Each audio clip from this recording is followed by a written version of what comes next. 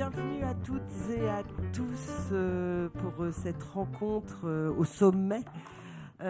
Déserter la violence des hommes. Alors moi j'enchaîne les sujets, mais je suis sûre qu'avec ces deux-là, on va réussir à y mettre un peu d'humour et un peu de légèreté malgré tout, ou pas, on va voir. Bienvenue, Velibor Čolić, je sais pas, presque, Čolić, et bienvenue, Sorge Chalandon. Sorge Chalandon. Voilà, Sorge, j'ai-il bien besoin de te présenter? Je lui dis tu parce qu'après il me dit bonjour madame, voilà. 11 romans chez Grasset en presque 20 ans, président du prix littéraire du deuxième roman ici à Laval. Alors quelques mots de L'Enragé, publié à la rentrée littéraire du mois d'août dernier. L'Enragé, c'est Jules Bonneau, dit La Teigne. Il a 13 ans, Jules, lorsque, un soir d'août 1934, il s'échappe avec 55 de ses camarades de la colonie pénitentiaire de Belle-Île. Colonie pénitentiaire, joli nom pour parler d'un bagne pour enfants. Et tous seront recapturés, sauf lui. J'en dis pas plus. C'est un très court comme. Hein, Velibor, qui n'est pas recapturé. Velibor Čolić, c'est mieux. Un habitué aussi du festival depuis 15 ans. Guerre et pluie, qui vient de paraître chez Gallimard, est le troisième et dernier volet d'une trilogie sur l'exil, après Manuel d'exil et le livre des départs. Velibor, vous n'aviez plus écrit sur la guerre, celle qui a ravagé l'ex-Yougoslavie depuis 30 ans, depuis votre livre Les Bosniaques. Mais le corps a parlé, on le verra, comme une injonction à raconter votre guerre, comme vous l'écrivez, hein, votre courte et violente guerre. Quelques mois au sein de l'armée croato-bosniaque, courte, mais comme toute guerre, absurde, violente, atroce, qui vous mène à déserter et prendre le chemin de l'exil.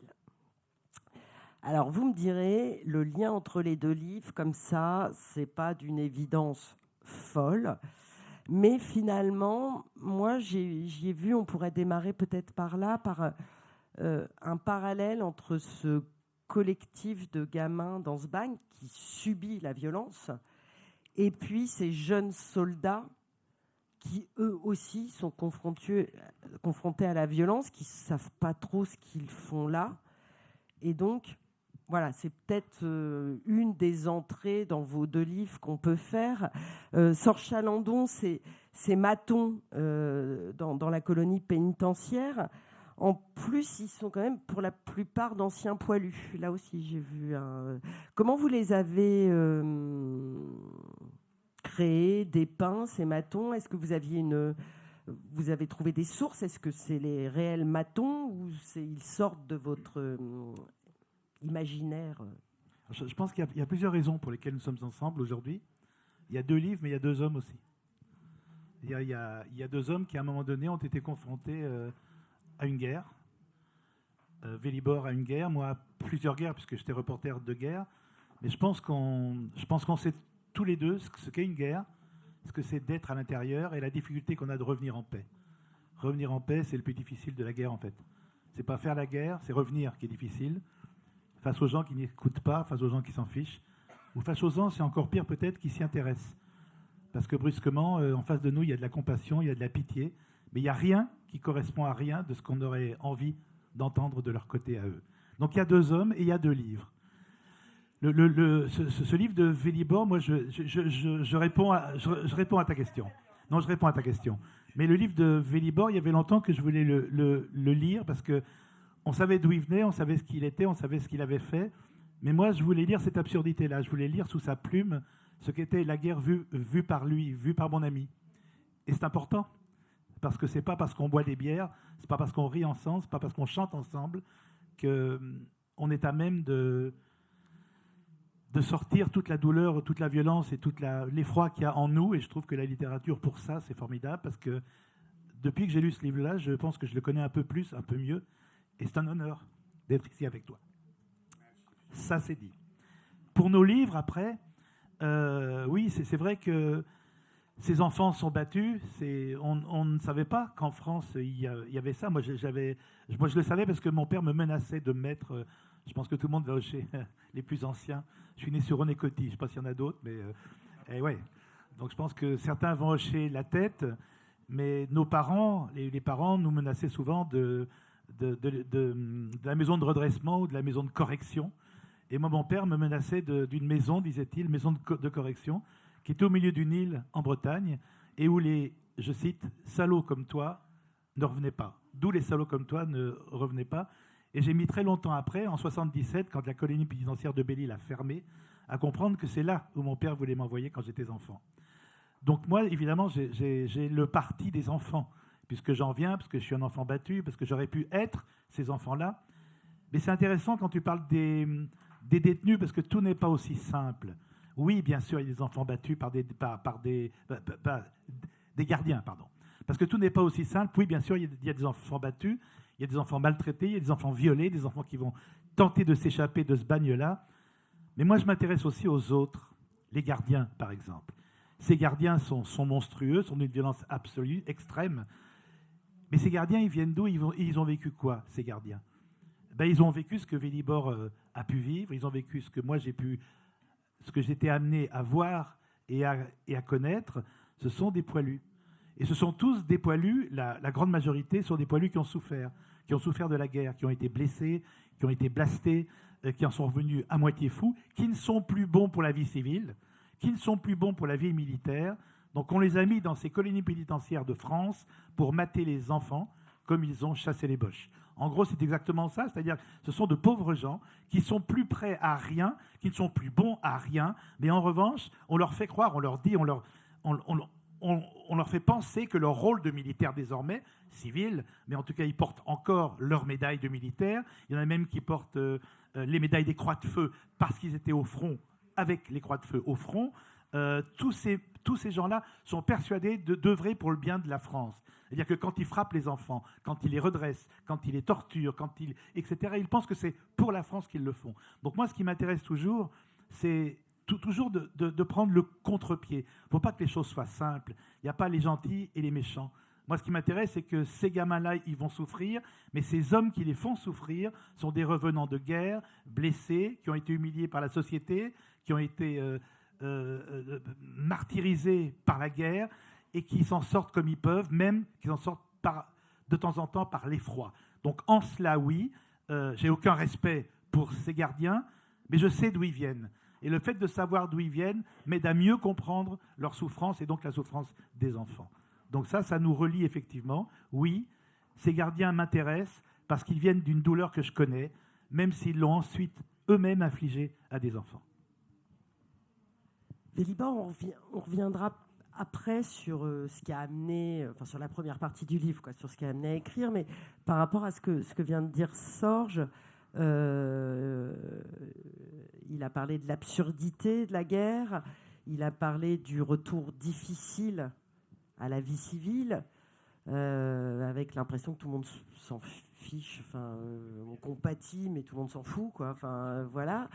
Et puis effectivement, là, pour ces anciens poilus devenus un peu tortionnaires, en fait, de la place que peut trouver un soldat après un conflit et de quel côté on se situe. Alors, et puis, œuvrer pour la France.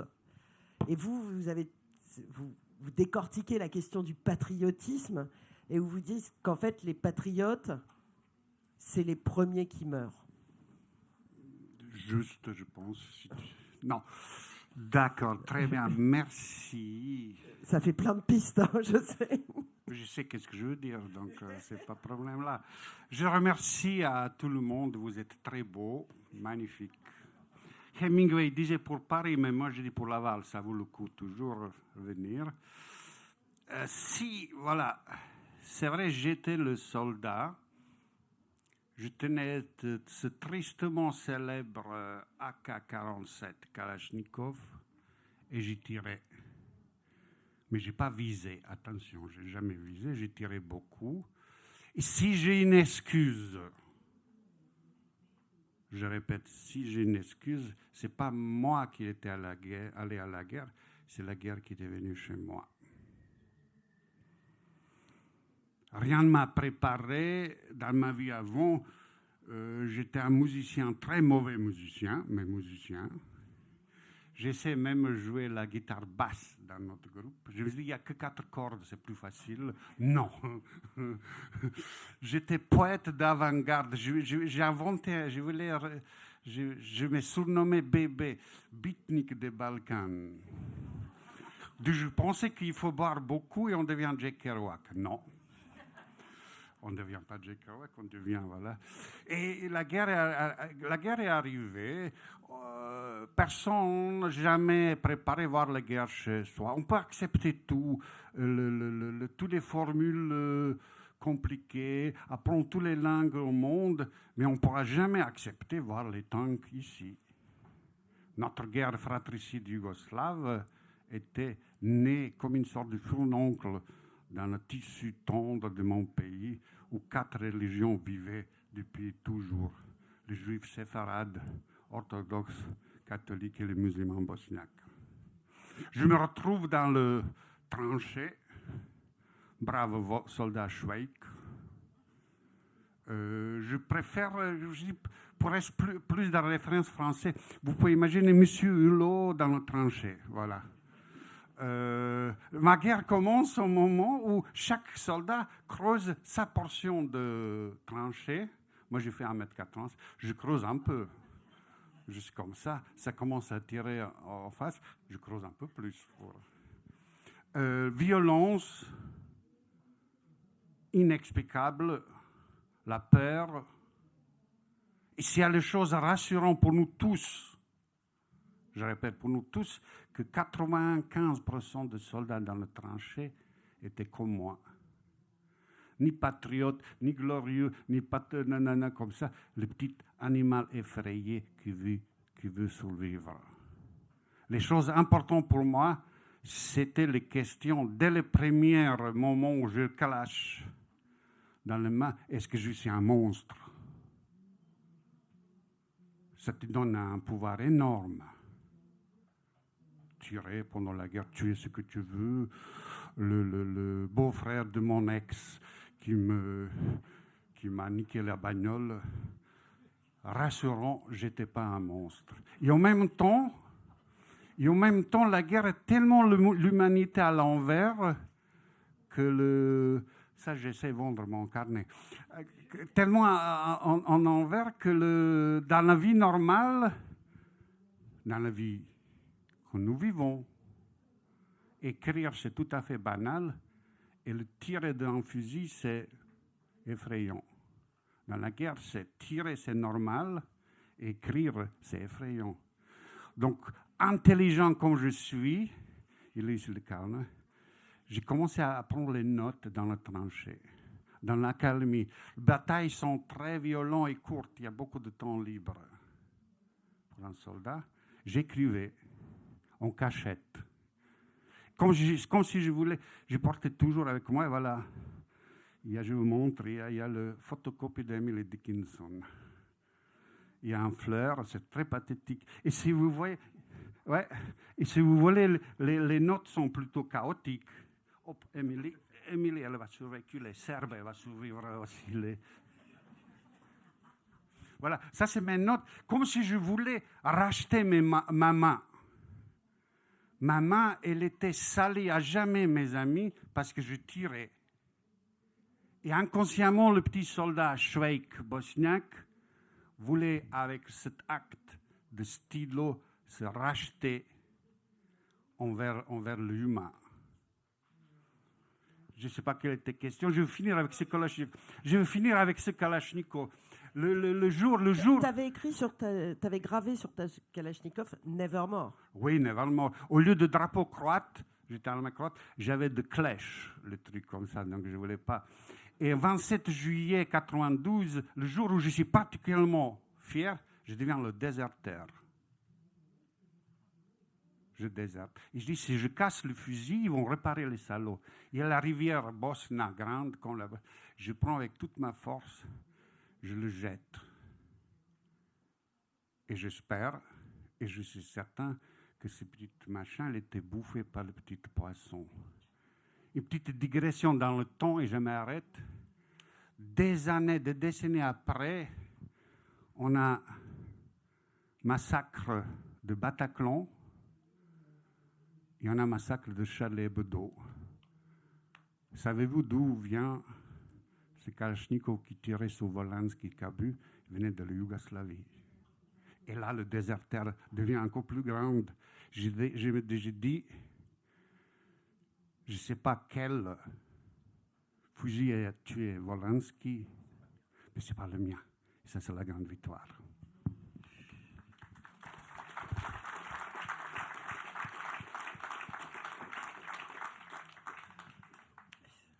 Et comment on enchaîne après ça? Vélibor l'a dit, comment ne pas devenir un monstre? Chez vous, Sorge, Jules dit « Je rêvais de tuer pour ne pas avoir à le faire ». Et je trouve que ça, là aussi, c'est un parallèle sur comment ne pas devenir un monstre quand on est dans un chaudron de violence où finalement le chemin semble tout tracé et Jules rêve de tuer uniquement dans ses rêves. Pour ne pas le faire. Pour ne pas le faire.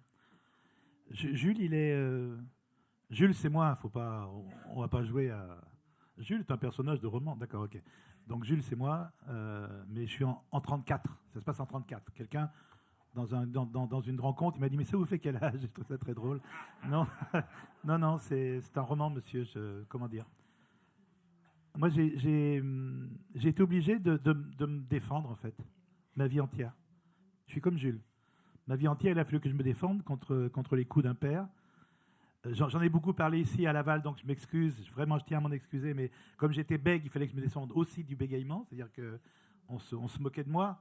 Le bégaiement, c'est le seul handicap qui fait rigoler. Donc les copains, les faux amis dans les cours de récréation, il est bègue. Et moi, je suis désolé, Vélibor, mais le seul moyen pour qu'ils arrêtent, c'était qu'ils se retrouvent par terre, le nez en sang.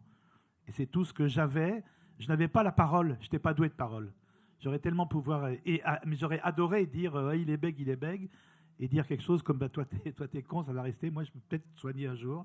Mais je ne pouvais pas, je n'avais pas la parole pour ça. Et une fois que j'avais tapé, il était par terre. Alors évidemment, c'était un problème pour moi après avec le proviseur. Mais en tout cas, les rires cessaient. Donc cette violence dont je parle, cette violence dont je parle dans le livre, et cette violence que j'ai offerte, si je puis dire, à Émile, c'est la... Ah, j'ai dit Émile, c'est mignon.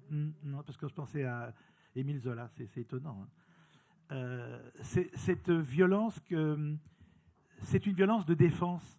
C'est une violence qui m'a toujours habité. Je ne me suis jamais servi de cette violence pour faire violence, mais pour l'empêcher. Je ne me suis jamais servi de cette violence pour attaquer, mais pour me défendre. Et cette impression... d'être assiégé tout le temps, moins maintenant, je vous rassure, mais c'est une impression et c'est une vérité qui m'a suivi mon enfance entière, donc mon enfance entière, mon adolescence entière, et quand j'étais sur les fronts de guerre, alors le problème c'est ça, la guerre a quelque chose de terrifiant, c'est que chaque combattant vous fait croire que c'est l'autre qui assassine et c'est lui qui se défend. Et je me souviens une fois que c'était un moment qui était très difficile au Liban. J'étais avec des Druzes qui avaient été le village avait été massacré dans la montagne par des chrétiens. Et j'ai fait des reportages sur ces Druzes qui pleuraient, qui enterraient leurs morts. C'était magnifique. C'était un deuil extraordinairement poignant et brutal et beau. Et donc j'ai aimé ces gens-là à ce moment-là, ce village à ce moment-là. Et puis les hommes du village, quelques jours plus tard, sont partis dans la montagne et ils ont massacré un village druze, un village chrétien, excusez-moi. Et brusquement, c'est des gens que j'avais aimés, que j'avais loués, que j'avais protégés, dont j'avais dit du bien dans mon journal, sont devenus les bourreaux à leur tour. Et donc tout d'un coup, bah, tu as envie de pleurer, tu sais plus. Tu sais plus comment ça fonctionne, comment ça marche, comment ça. C'est-à-dire que tu as un moment donné où la guerre est telle que tu sais plus. Alors, je sais pas, moi j'ai pas eu la force de jeter un fusil dans l'eau. J'ai vu des hommes qui l'ont fait, effectivement, qui l'ont payé très cher. Heureusement, Villebord, ça n'a pas été ton cas. Mais ce moment où tu ne veux pas faire partie simplement de cette chose-là. Et c'est pas d'être hippie, beatnik ou de dire make love not war, c'est pas ça. C'est qu'à un moment donné, tu n'as pas envie de faire partie de cette diablerie, de cette inhumanité. Tu n'as pas envie et tu fais absolument tout pour en sortir. Ce chemin-là, pour sortir de la violence, il a été pour moi extrêmement long. J'ai profité de la violence. J'ai été militant, politique. Il y avait une violence très très dure en face. On leur rendait coup pour coup. Notre mot d'ordre était pour un œil les deux yeux, pour une dent toute la gueule. C'est terrifiant, ce mot d'ordre. Mais c'était ça. C'est-à-dire qu'en face, il y avait des gens qu'on connaît très bien maintenant, comme messieurs Alain Madelin, etc., qui sont des hommes politiques connus. À l'époque, ils tapaient. Ils avaient des barres de fer, etc. Donc, nous étions dans une époque de violence telle que la violence nous semblait un moyen de communication comme les autres, un moyen de discussion, de faire taire la personne en face. C'est-à-dire que encore aujourd'hui, c'est étrange, mais encore aujourd'hui, moi, quand j'ai en face de moi un antisémite, quand j'ai en face de moi un raciste, quand j'ai en face de moi quelqu'un, comme il n'y a pas très longtemps, qui dit que les Juifs, que Hitler n'en a pas tué assez, ou que quelqu'un me dise « Ah, mais les Arabes et les Noirs, etc. » Je trouve, et j'ai honte de le dire, moi, j'ai envie que la peur, elle change de camp, j'ai envie que ces gens-là aient peur. J'ai envie de voir leur dos en train de courir. Et je sais que les arguments, les mots ne suffiront pas. Je suis désolé. Mais il y a des moments dans la vie où, pour moi, si la violence m'est infligée, la violence répondra. Et c'est terrifiant, parce que maintenant, bon, j'ai 72 ans, je veux dire, je rate mon bus. Avant, je courais devant. Bon, mais je ne suis pas encore assoupi, je ne suis pas encore assagi. Je suis pas encore. Il y a des choses avec lesquelles je ne transige pas.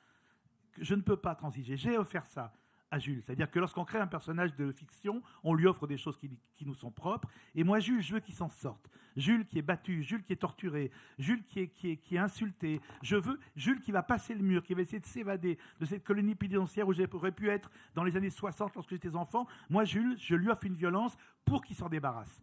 Moi, Jules, je veux lui apprendre, comme j'ai appris à desserrer les poings. C'est extrêmement dur, et Villebord le sait. C'est extrêmement dur de desserrer les poings. C'est extrêmement dur de tendre la main. C'est extrêmement dur d'accepter une main tendue. C'est tout un travail qui est terrible, qui est un travail sur soi, qui est long, qui est douloureux. Et c'est ce que j'ai essayé de faire. Donc oui, c'est pas qu'il préfère tuer plutôt que d'être tué. C'est s'il n'a pas le choix. Un jour, et j'en terminerai là sur ce petit passage, un jour, j'ai fait des interviews de tueurs chrétiens. Donc là, nous ne sommes pas avec les Hezbollah, etc. C'est les chrétiens libanais qui tuent avec la Vierge Marie collée sur la crosse de leur fusil. Et ils avaient tué et ils avaient torturé. Et donc, j'ai fait une interview d'eux parce que je ne comprends pas. Je veux comprendre comment est-ce qu'on torture, pourquoi est-ce qu'on torture, comment ça marche, comment est-ce qu'on tue des enfants, comment ça marche, qu'est-ce qu'on a dans la tête. Et cette personne, il y en a l'un des deux qui me dit « Alors voilà, tu as des enfants ?» Je dis « Oui, je n'avais qu'une fille à l'époque. »« Oui, j'ai une fille. » Il me dit « Écoute-moi bien et surtout ne m'insulte pas, ne me réponds pas. Je veux ton silence. » D'accord. Il y a ta fille qui est enlevée à Paris devant toi par 2 hommes. Il l'emmène en voiture. Il y en a un qui l'emmène, l'autre, tu arrives à l'attraper. Tu fais quoi pour qu'il parle? Jusqu'où vas-tu pour qu'il te dise où elle est cachée? Jusqu'où vas-tu, petit chalandon? Et ta gueule. Ne me réponds pas. Pour moi, c'était une leçon immense parce que, évidemment, le barbare qui était en moi savait exactement de quoi il parlait.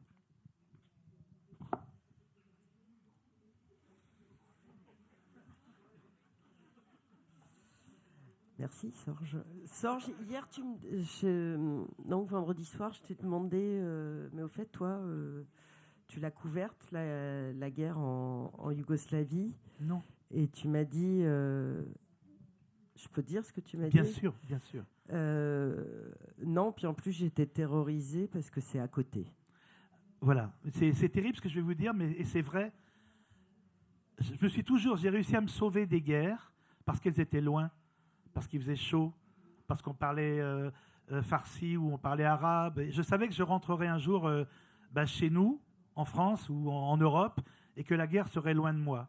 Et les premières images que j'ai vues de la guerre dans les Balkans, je me suis dit, mais c'est dans les Alpes françaises, c'est chez nous.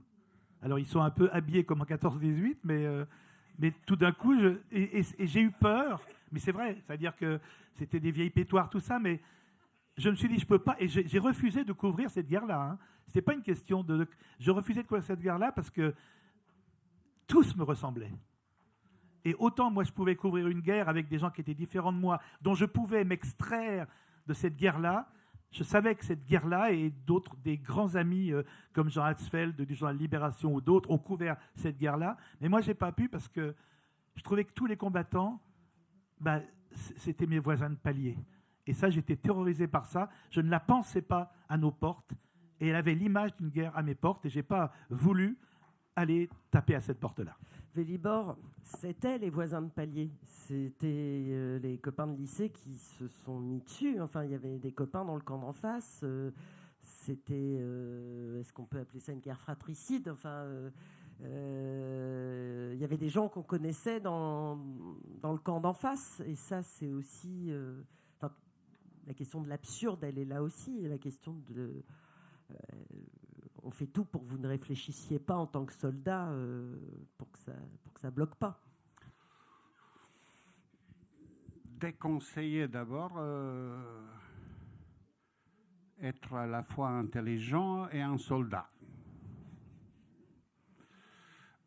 Donc j'ai opté pour un autre rôle qui est à mi-chemin entre sage et fou. J'étais une sorte de clown de notre unité. Mais ça ne me sauvait pas. Parce que notre capitaine était particulièrement con, mais il savait dans son intelligence, et je m'excuse aux animaux, que je me fous de sa gueule. Son rêve de soldat patriote croate s'est effondré devant ma gueule, parce que moi je ne l'écoutais pas. Une fois on a eu, ça s'appelle en russe Zolia. Disons, ça c'est la guêpe. C'est un truc long, anti-char. Ouais. Et donc il m'a dit, on a un seul exemplaire, c'est toi, Cholet, qui va tirer de ça. Je dis, pardon? Je dis, qu'est-ce que je dois faire? Il m'a dit, dès qu'il y a le char ennemi, tu sors de tranchée, tu tires, et tu te caches. Je dis, ta gueule, ça ne va pas. Il m'a dit, tu as la chance, parce que nous ne sommes pas une armée sérieuse, sinon tu finirais en tribunal. Donc il y avait les avantages de ne pas servir dans une armée ordonnée, ça aide pour le déserter. Le tranchée, je vous explique, j'essaie avec mon livre, vous prendre par la main et ramener dans le tranchée. Dans ce spectacle de fin de mon monde. Je pensais que c'était fin de monde. Non. On faisait en même temps les Jeux Olympiques de Barcelone. Et pour le monde entier, c'était plus important combien le mec a jeté le javelot que le nombre de morts en Bosnie. On s'en fout encore.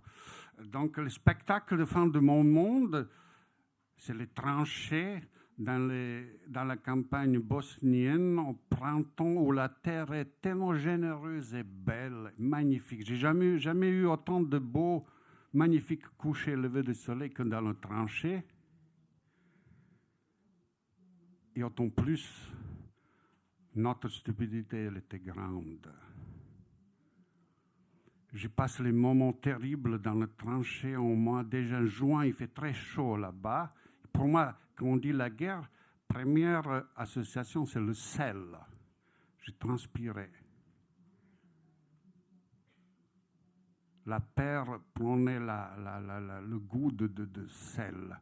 Rapidement, j'ai réussi à distinguer l'odeur en décomposition d'une vache, d'un cheval, d'un homme. Rapidement, j'ai réussi de distinguer le bruit salvatrice, l'obus qui traverse le ciel, il déchire le ciel. Mais c'est bon, c'est pas pour nous. c'est ubiquiteux. Pour nous, on n'attend pas. J'ai même entendu, peut-être il y avait beaucoup d'alcool, j'ai même entendu une maison pleurer, j'écris ça. Un obus qui traverse, qui tombe sur une maison, et j'attends la génération de gens qui sont nés, qui ont bâti, qui sont morts, qui s'est marié, qui s'est baptisé dans cette maison, pleurer. Donc, tout modestement, je propose cette guerre. Le bouquin, il fait presque 300 pages. On fait la guerre contre les Serbes. Si vous trouvez plus que 5-6 fois le mot serbe dans mon livre, je demanderai à Antoine Gallimard de vous rembourser. Il n'y a pas ami, ennemi. Il n'y a pas ami, ennemi. Je n'étais pas du tout courageux. Une fois, on m'a demandé, est-ce que vous avez tiré? Je dis oui. Est-ce que vous avez tué? Je dis, j'espère que non. Tirer et viser. J'ai tremblé. Vous voyez, quand vous tremblez, à 12 cm ici, ça fait 5, 6, 10 mètres là-bas. Je tirais comme un dingue. Et même au moment où j'étais en colère, parce qu'en face, on avait une ancienne armée fédérale qui broyait la terre. C'est le tactique soviétique, la terre brûlée. Même que j'étais en colère, ça passait vite. J'ai tiré très haut. Et peut-être quelques belles étoiles du ciel bosnien sont blessées par ma Kalachnikov, mais garantit rien. Je prends par les mains les gens et j'explique anatomie de tranchée.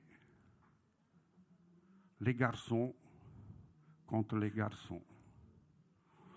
Si c'était des Chinois, aucun problème. Mais en face c'est les copains serbes.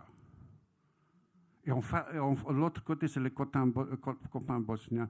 Il n'y a rien dans ma vie jusqu'à là pour que je déteste les Serbes. Je ne sais rien, on s'en fout. Et la violence monte, et moi, je pense, dès le premier souffle dans la tranchée, devenir le déserteur. On ne peut pas arrêter, on peut dire, hé les gars, oh, voilà, j'arrête, je me casse. Non. Donc j'essaie, c'est vérifiable dans mon livre, faire ça. À un moment d'insomnie, au moment que j'écrivais ce livre, je me réveille, j'allume France Culture, c'est le meilleur somnifère que ça reste entre nous, France Culture, à 3h du matin, voilà, France Culture, et je tombe, c'est magnifique, je tombe, la radio c'est merveilleux, parce qu'on tombe au plein milieu de conversation, une journaliste interviewait Jacques Tati, merveilleux, et elle a dit, enfin, monsieur Tati, c'est évident, vous êtes inspiré tout le temps de grands artistes américains de burlesque, Chaplin, Buster Keaton, comme ça, et grande Jacques. Tati qui dit, oui, madame. Qu'est-ce qu'on a chez eux? La peau de banane, le bonhomme qui court, qui tombe sur les fesses, on rigole et on continue. Et je dis, et moi j'accompagne, bonhomme. Donc, je pense que la littérature doit être ça, et rien d'autre que ça, accompagner l'homme qui tombe. C'est magnifique, Velibor. Ouais. J'avais peut-être juste une chose à dire, parce que ça me touche beaucoup, sur le fait que... Alors, ça n'a pas de rapport avec le livre, je suis désolé, mais on est dans ailleurs. Oui, voilà, on est chez nous. La première chose qui frappe dans la guerre, c'est le bruit. Et c'est quelque chose qui m'a beaucoup frappé, parce que la guerre a des bruits d'armes, bruit d'obus de... La guerre a des bruits que l'homme, qui ne sont pas dans la nature. C'est-à-dire qu'aucun orage, même un orage violent, aucune foudre qui tombe, n'atteindra le bruit d'un obus de marine, par exemple. Aucun. Ce sont des bruits. Et ce que j'aime quand Velibor parle des bruits, comme ça, le bruit de cette maison, c'était très très joli, là, cette maison qui pleure. C'est magnifique. Mais j'ai compris qu'il y avait une grammaire du bruit de la guerre aussi, que je ne connaissais pas. et qui vient très vite. C'est quelque chose de terrifiant. On se demande comment est-ce qu'on peut se comporter en guerre, et en fait, à un moment donné, on fait comme tout le monde. Et j'ai un souvenir très bref, mais qui était au Liban, à Beyrouth, où je dînais avec des gens dans l'appartement, et ça tapait beaucoup ce jour-là. Et c'était les mêmes bruits d'obus de mortier qui tombaient. Et tout d'un coup, il y a eu un bruit un peu différent. Nous étions dans la cuisine, et il y a eu un bruit un peu différent. Ils ont été très calmes. Et c'est le fils qui a dit « Ah, maman, tu as entendu ?» La maman a dit « Oui, effectivement. » Et on est descendu à la cave, parce que c'était un autre mortier qui venait de tomber. Donc c'était d'autres positions que les positions qui nous bombardaient jusque-là. Et celle-ci allait nous viser, nous. Et c'est absolument insensé de penser que l'homme, à un moment donné, il connaît la voie de la guerre, il connaît la voie des armes, il connaît la voie des obus, en sachant quel obus ne va pas lui faire de mal, probablement parce qu'il est trop éloigné, et quel obus va lui faire du mal. Et ça, c'est quelque chose, c'est l'une des premières choses que les soldats apprennent aussi, c'est de ne pas confondre le départ et l'arrivée. Parce qu'il y a des bruits, il y a des départs d'obus, etc., qui sont extrêmement violents, mais l'arrivée est un autre bruit. Et c'est la première chose que l'on a tous appris en temps de guerre, c'est d'écouter les bruits pour s'en sortir. Et moi, il y a les odeurs dont Velibor parle. Ces odeurs sont terribles. C'est l'odeur vous savez, l'odeur caractéristique de la mort, comme on lit dans les romans, ben c'est l'odeur de la merde, c'est l'odeur de la décomposition. C'est cette odeur qui colle à vie. Mais le bruit, l'odeur, c'est les deux premières choses qui font que quand tu as les yeux fermés, tu sais que tu es en guerre. Juste un petit peu il y a l'odeur de la peur silence aussi. qui arrive. Et l'odeur de la peur, ça Ouais. c'est somptueux, l'odeur de la peur. Ouais. Et juste pour dire, il y a le silence qui arrive après. Mais bien sûr. J'ai oublié de dire. Donc il y a déchirement. C'est très violent. Ça dépasse tout ce qu'on savait sur la violence. Puis silence qui arrive, qui est terrifiant, encore plus terrifiant que le bruit. Je suis d'accord. Parce que j'attendais. Tu regardes, la plupart du temps, allez 8 fois sur 10, je me pissais de peur. Donc tu dis, ah, je suis mouillé, je suis vivant. Tu essaies d'allumer une cigarette et tu sais que dans le microseconde après, dans ce silence terrifiant, silence, une sorte de spirale de silence qui va engloutir la vie, tu vas commencer à attendre le premier blessé qui crie. Et les choses, pour finir, j'ai vu les choses effrayantes faites à l'homme, mais une fois on était près de villages croates, les gens quittaient les maisons, ils laissaient les vaches dans la nature. Le pauvre animal, il a eu les pattes postérieures arrachées. Et nous, on arrive et je regarde dans ses yeux de vache le tristesse et le silence cosmique de ce fin de monde.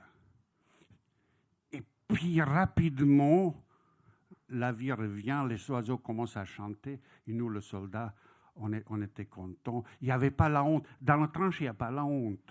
On perd notion de pisser, chier, pleurer, manger. La morgue, elle était juste à côté de la cuisine. On allait manger. Il y avait les camarades morts comme ça. J'étais déshumanisé. Il fallait beaucoup de manuscrits, beaucoup de petits textes et beaucoup de Emily Dickinson que je reviens après près un bonhomme bien. J'ai essayé de noyer ça dans l'alcool. Ça a pris de nager, comme dit, comme dit comme dit, je pense, Desproges, il a dit tout. Comme dit Desproges, ce moment où je suis arrivé, voilà, pour finir, voilà la première question. Ce premier mois où je suis arrivé en France, je me trouve une copine, comme par miracle, je ne sais pas comment, la pauvre Isabelle, elle m'a dit, mais elle m'a défini bien, je m'arrête là, elle m'a dit, je ne sais pas quoi faire avec toi, tu as la glace, tu es l'homme glacé à l'intérieur de toi.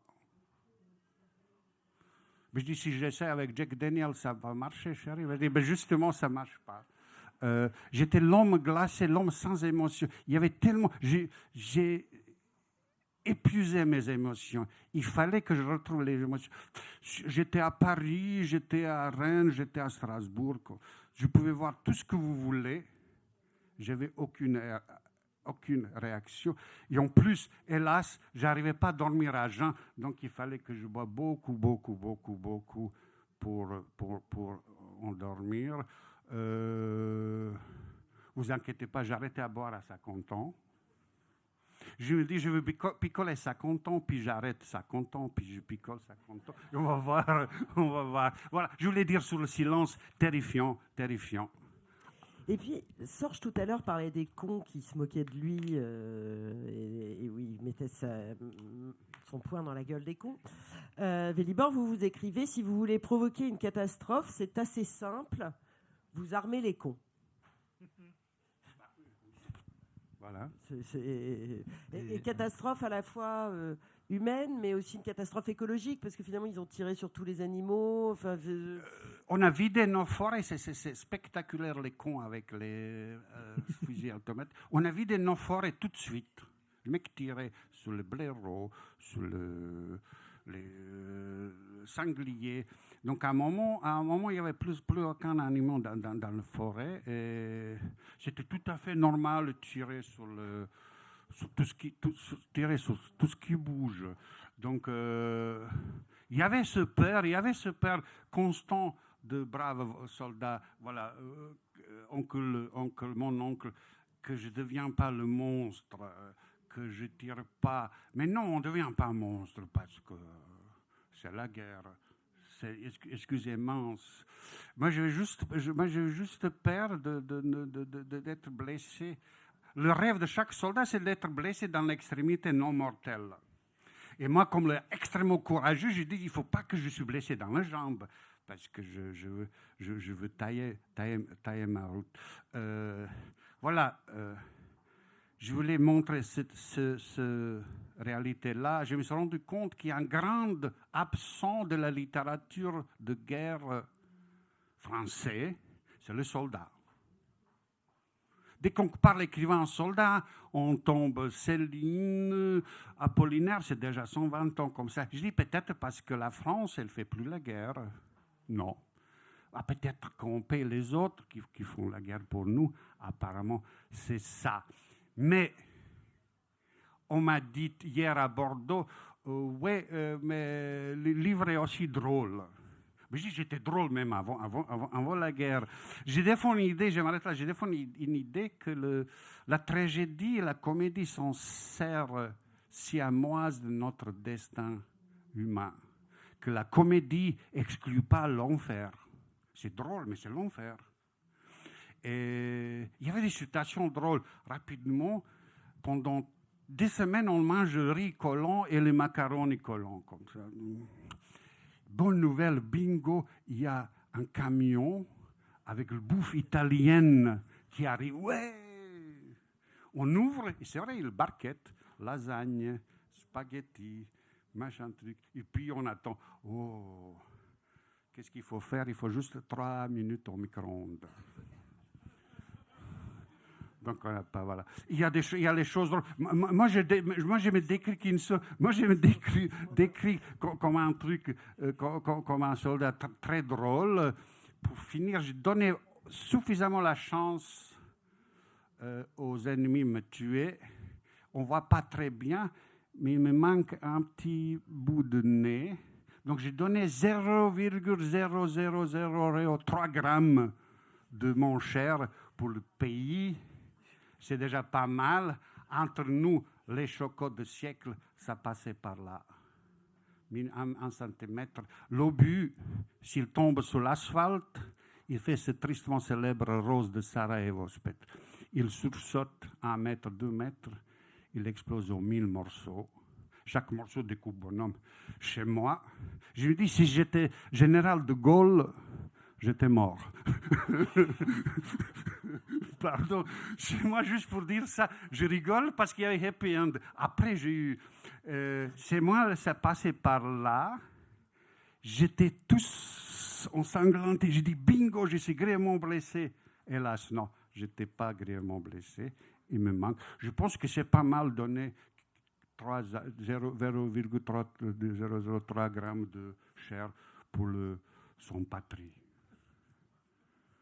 Voilà, brave soldat Jolić. Comment j'enchaîne Armer les cons, Sorge. Non, attends, parce que si tu veux qu'on réponde juste par oui ou par non, on peut aussi. Non, ah ben non. Moi, ça me va très bien. C'est un bonheur. Moi, je me repose. C'est du bonheur de vous écouter, tu penses? Non, c'est parce que tu nous poses les bonnes questions. Ah, mais...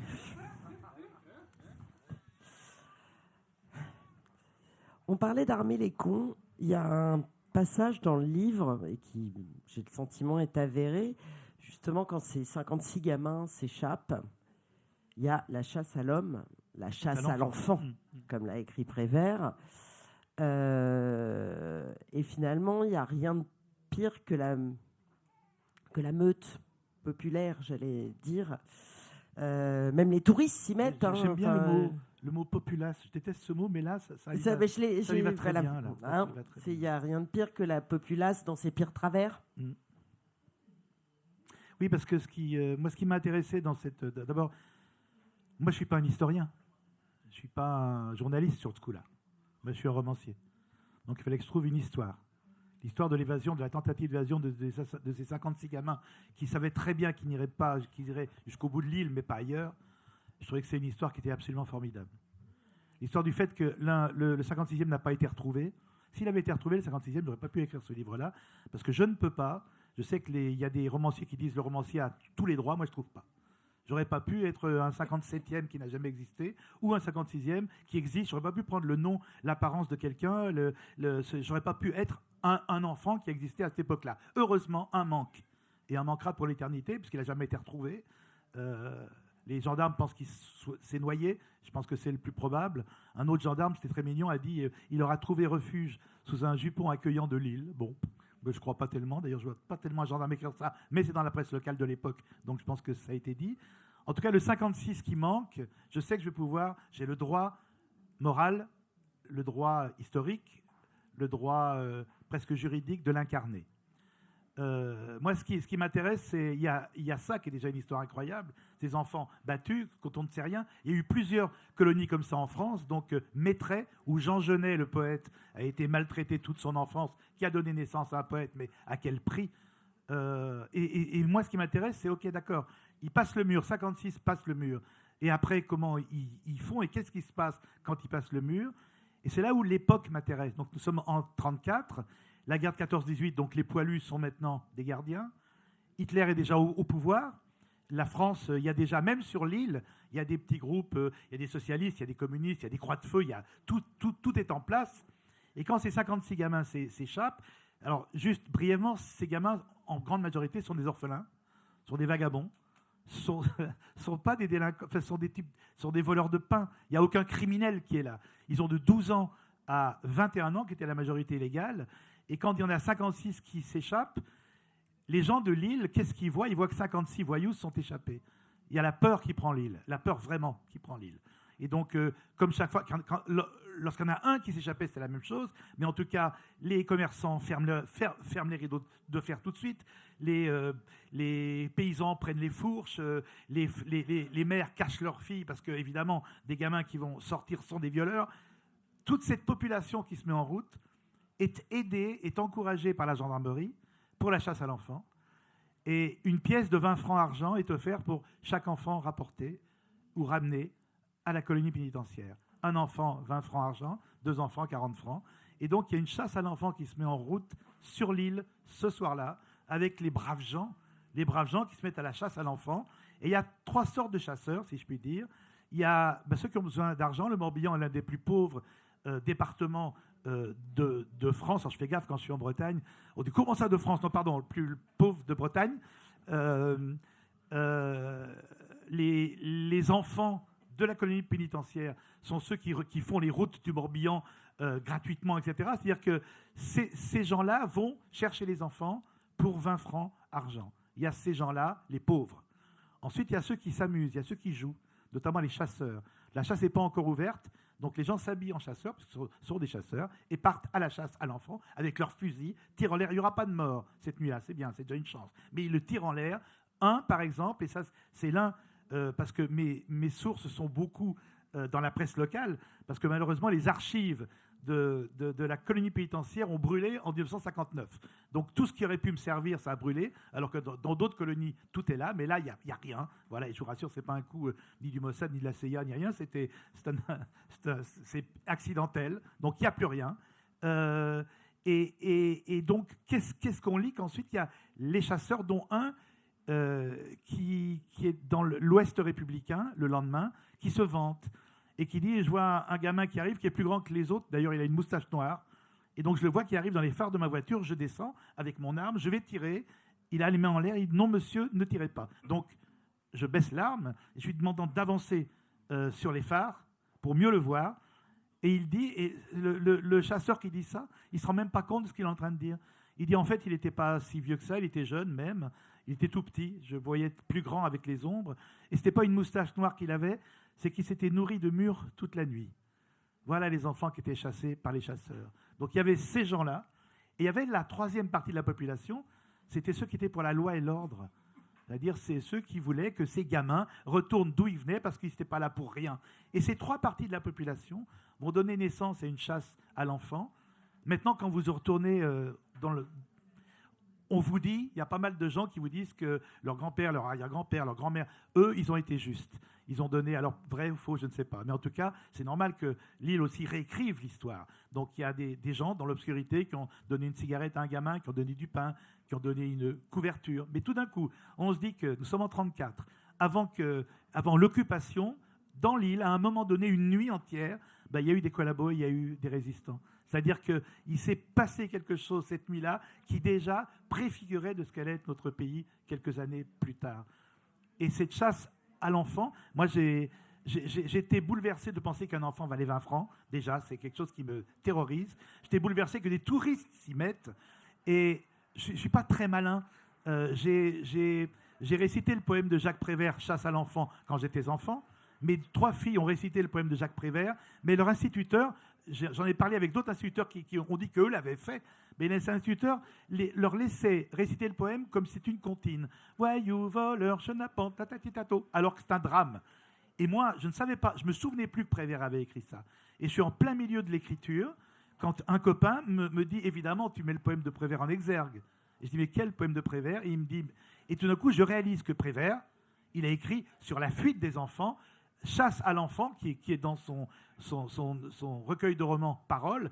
Jacques Prévert parle de cette nuit-là. Donc pour moi, pour un romancier, c'est un bonheur absolu. Et le bonheur absolu supplémentaire, c'est quand je demande, mais comment Prévert savait?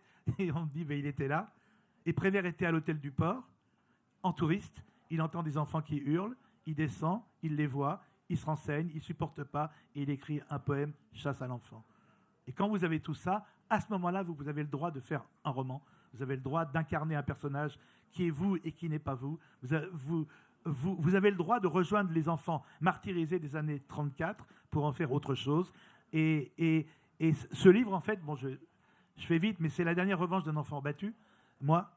Et ce livre-là, c'était important pour moi parce que c'était de passer le mur, comme Jules l'a fait, donc mon petit héros, de passer le mur et de jamais me rattraper, que je ne sois jamais rattrapé. Et c'est ce que je pensais quand je l'ai écrit. Je l'écrivais en disant, c'est terrible, parce que je vais passer pour un tout petit enfant, mais je le suis probablement encore. Je me disais, dans ma tête, tu vois, papa, tu voulais m'envoyer là-bas, j'y suis allé. Alors évidemment, ce n'est pas la même époque, tu voulais m'envoyer en 62, j'y suis allé en 34. J'ai souffert avec les copains, je me suis battu avec les copains, je me suis évadé avec les copains, j'ai même aidé un copain qui n'en sortirait pas, mais en tout cas, je l'ai fait. Et tu ne me rattraperas jamais, papa. Jamais. Et c'est pour ça que j'ai écrit ce livre aussi. Oui. Alors, il reste 4 minutes. Je crois que c'est le moment de poser une question, genre, mais que peut donc la littérature face à la violence du monde? Et on se retrouve l'année prochaine, toujours là, en train de les écouter. 4 minutes, c'est court. Sur quoi je vous fais finir? Sur peut-être, quand même, restons dans cette idée-là, sur Velibor, je crois que vous disiez qu'à l'époque, vous vouliez être le Hemingway des Balkans. Aujourd'hui, vous n'êtes pas, vous êtes le Hemingway des Balkans, j'en sais rien, mais en tout cas, vous êtes Velibor Čolić, qui vient de finir une trilogie de l'exil. Est-ce qu'il y a quelque chose de réparé en ayant terminé cette trilogie?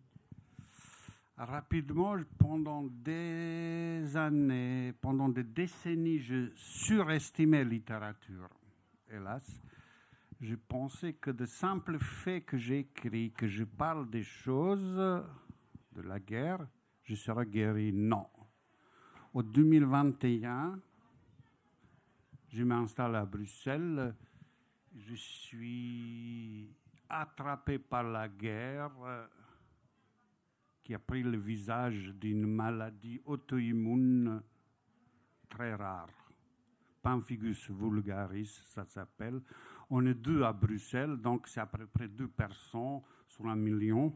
Je ne pouvais pas avoir Alzheimer ou cancer comme tout le monde, bien évidemment, je me distingue. La médecine ne sait pas qu'est-ce que c'est ça. La médecine, il dit, c'est la maladie auto-immune. On ne sait pas d'où ça vient, mais on peut soigner ça. Je touche le bois. Moi, j'ai laissé faire les médecins et moi, je savais d'où ça vient. C'était la guerre, très sale, très laide, injuste, qui m'a frappé pour, j'espère, la dernière fois. C'était la guerre, mais est-ce que c'était pas aussi un peu l'exil, parce que c'est une maladie qui s'est manifeste sur la langue, et pour un écrivain... Ça commence par la langue, j'appelle ça modestement les stigmates. La langue, et ça descendait jusqu'à la gorge. Donc, je ne pouvais pas manger, je ne pouvais pas parler. Et à ce moment-là, on a des cloques sur le visage, j'avais jusqu'à là, qui explosaient et qui ne guérissaient pas. Donc, une sorte d'Elephant Man. Chaque contact avec ça, je saignais. On est donc... on est période de Covid, entre ma maison et la clinique à Bruxelles, 45 minutes de métro.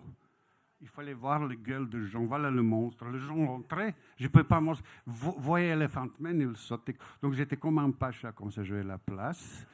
On soigne ça. Est-ce que c'est la cerise sur le gâteau? Il faut dire que cette maladie est tellement rare que j'ai hésité à l'appeler Velibor. Il n'y a que moi, il y a une femme. Retour à l'état, quand je suis arrivé en France avec les douleurs de guerre, je pouvais parler, mais je ne savais pas. Là, je savais parler, mais je ne pouvais pas, donc j'avais la gorge. Quelques traitements immunothérapie, j'ai guéri, je dis, depuis, je suis normalement laid comme avant. Ça ne laisse pas les cicatrices. Mais voilà, la guerre ne nous quitte jamais. Moi, j'ai quitté la guerre, mais la guerre, je compare ça. On vit dans un studio de 20 mètres carrés, on a un énorme piano. Au centre, on tombe sur ça. Cette fois, j'ai provoqué ça. Médecine est formidable. Au moment où 1 homme sur 4 croit que la Terre est plate, on soigne les maladies. On soigne les maladies compliquées. Il faut juste pour dire, je suis particulièrement fier, en plus que maladie rare, du cas sous million. En plus, il m'a dit, la médecin m'a dit, en plus, 9 cas sur 10, ce sont des femmes. Et je dis, moi, mais je dis, vous êtes le 2e cas qui prouve comme ça. Donc, la maladie rare... je rigole avec ça parce qu'il y a eu une happy end. On m'a dit, vous êtes unique et seul parmi les malades qui rigolent. J'ai dit, j'ai droit, j'ai payé quand même l'entrée. L'entrée, c'était effrayant. Encore une fois, les choses monstrueuses. Le regard de gens, voilà. On revient, le regard de gens, c'est terrifiant. J'imagine c'est quelque chose... Arrivé de grave dans le métro, tout le monde disait c'est celui-là qui est monstre. Regardez comment il est. Pour finir, une journaliste belge a trouvé une belle métaphore. Elle a dit, cher Velibor, tu avais encore une fois la gueule bombardée par la guerre. Eh bien, ce sera le mot de la fin. Velibor Čolić, Serge Chalandon, un grand merci.